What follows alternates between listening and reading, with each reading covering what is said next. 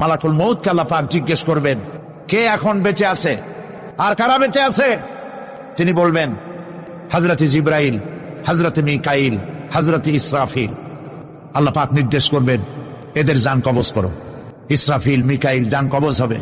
হযরত জিবরাইল আমিন শাদীদুল কুওয়া, প্রচন্ড ক্ষমতা আল্লাহ তাকে দান করেছেন, সুবহানাল্লাহ বলেন। দুনিয়ার সব নবীদের কাছে বাণী বহন করে নিয়ে আসছেন পূর্ণ অথেন্টিসিটির সাথে, সুবহানাল্লাহ। আল্লাহ পাক যাকে বলেছেন রূহুল আমিন।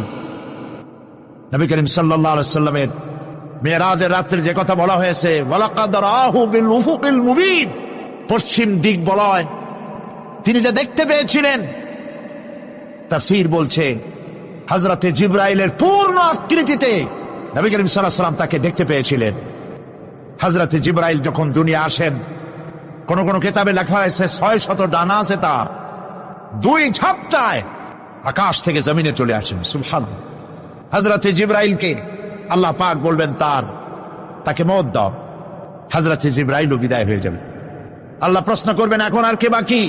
মান বাকিয়া ইয়া মালাকাল মউত। মালাকুল মউত বলবেন, হে আল্লাহ